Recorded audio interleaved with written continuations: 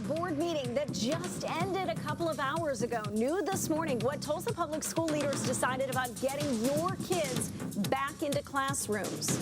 Coronavirus cases inside the Tulsa County Jail. We're tracking how many inmates are infected and the sheriff's office plan to protect everyone. Halloween is almost here. We're finding out how a new app could help your family feel safer. Covering news that matters. Fox 23 News This Morning starts right now.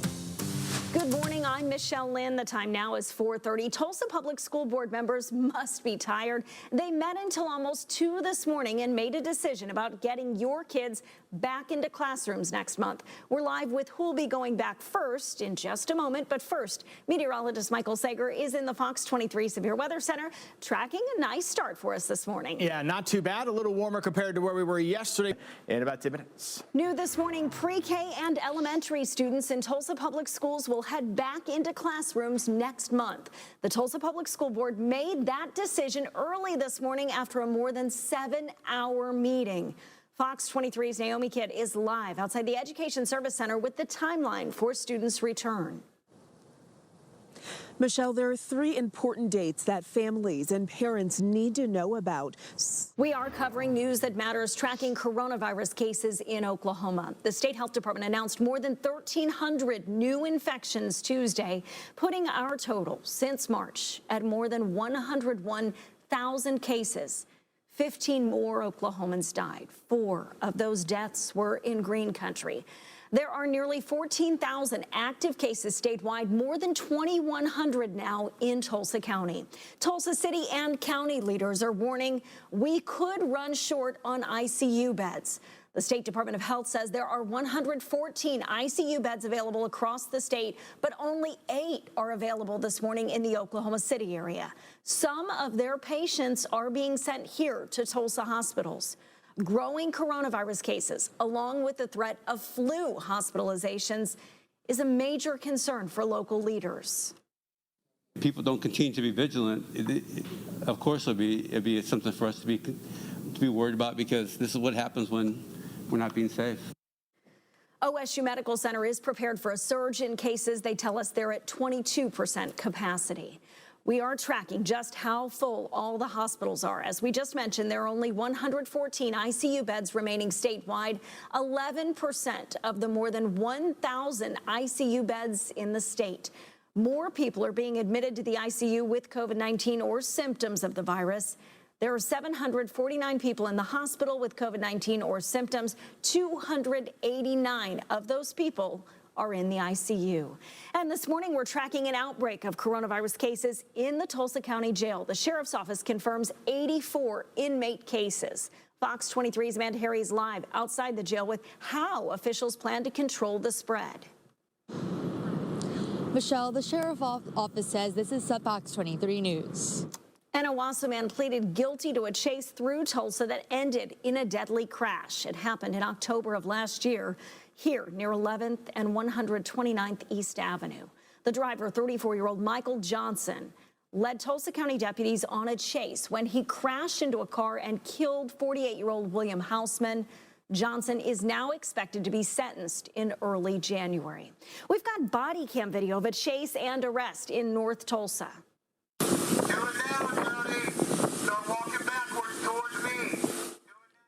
Tulsa County deputies say it started when they were called to a Family Dollar store near 56th Street North in Peoria about a man passed out in the parking lot. The man sped off and hit a patrol car on the way out.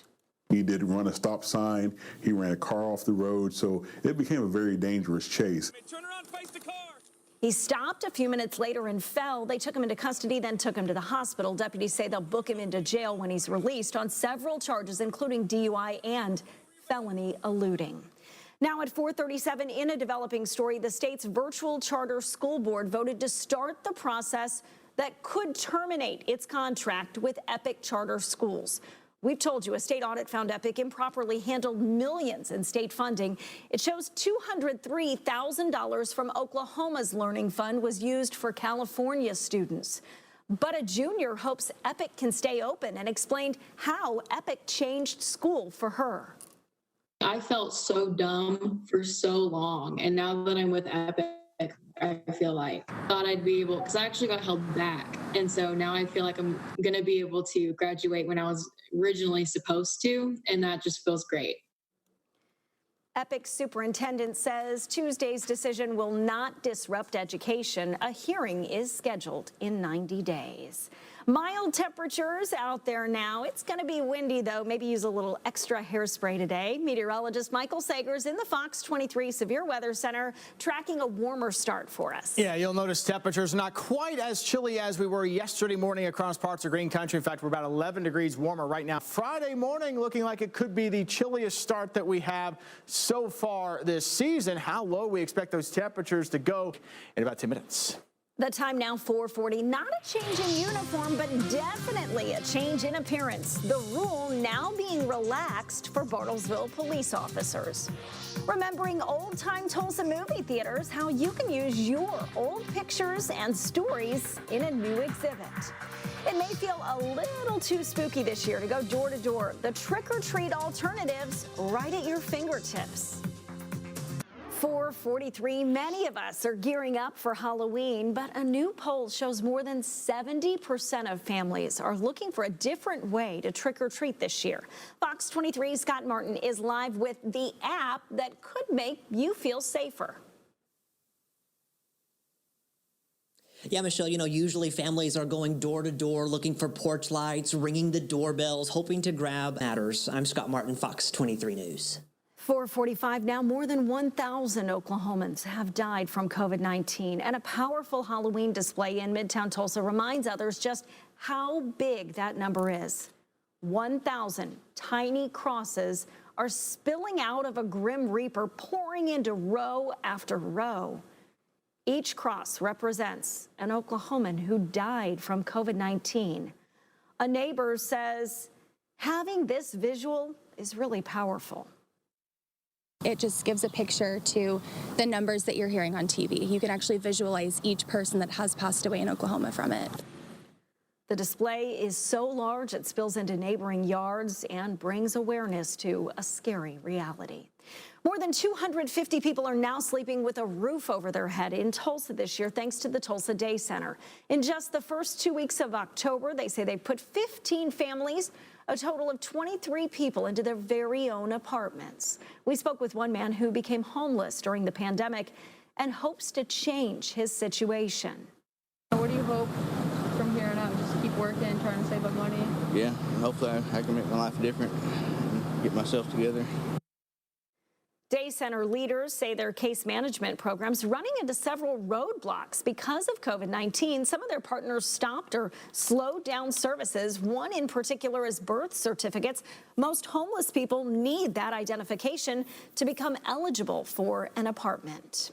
An empty lot is all that's left of Tulsa's historic Brookshire Motel. It opened back in the 1940s, a popular stop along Route 66. You can see the demolition. When it closed in 2017, it fell into disrepair and was the site of several fires, the most recent one in August. Now the Route 66 Commission says it's hard to see the Brookshire go, but with all the issues and the struggle to keep the property secure, they knew it was time. After 4 fires and sadly 1 fatality, we were like, well, there's just nothing else to be done. Now that there's a vacant lot, there's a chance for new development. The Route 66 Commission says the possibilities are endless. They're ready to see more development on the east side of Tulsa's stretch of the Mother Road. The Tulsa Historical Society and Museum are in the process of putting together a book and exhibit on Tulsa's historic movie theaters. Here are some pictures from different eras. This will be at the museum for a published book. Maggie Brown with the museum says they've discovered more than 130 names of movie theaters in Tulsa, especially downtown. There are lots of great theaters that have come and gone over the years, and we know people enjoyed their time there and they have great stories to share with us. They're looking for your help. Pictures, video, memorabilia, anything you've got that tells the story. If you'd like to participate, contact the museum. We've got a link for you right now. You'll find it on the Fox 23 News app. So cool. Love that history. Meteorologist Michael Sagers in the Fox 23 Severe Weather Center tracking a windy day ahead. It's time for me to get that patio furniture packed up into the garage, Michael. Yeah, windy today. It'll be windy tomorrow, and the winds will come back up again as we open up the weekend. The time now is 4:50. I literally lost the use of my legs for over a year until I went to see this man. The memory that woman hopes to keep alive after a Tulsa surgeon lost his fight with coronavirus. My heart's always been in domestic violence and helping people that are survivors of domestic violence.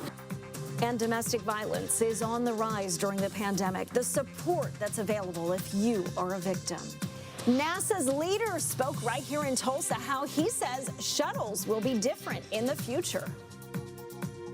4:54 now. NASA Administrator Jim Bridenstine shared what's ahead for NASA with the Republican Women's Club of Tulsa County. Tuesday, he was here to talk about the Perseverance probe, which will search for life on Mars. He also talked about NASA veering away from making their own shuttles and buying from commercial partners.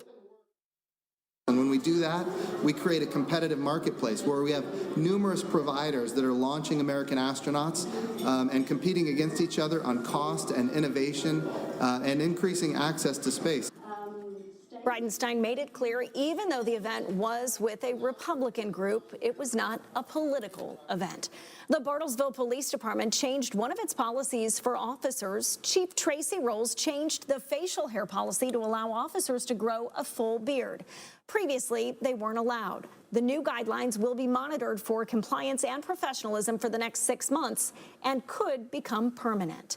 The time now 4:55, a meeting that stretched on until almost 2 a.m. New this morning what Tulsa Public School leaders decided about getting your kids back into classrooms. A coronavirus outbreak inside the Tulsa County Jail. What the sheriff's office says about the inmates' symptoms. Live look outside over downtown Tulsa. So far, things are looking pretty good as you are heading out the door on this Wednesday. We'll take you through the rest of your morning drive and as you're getting the kids out the door as well in about 3 minutes.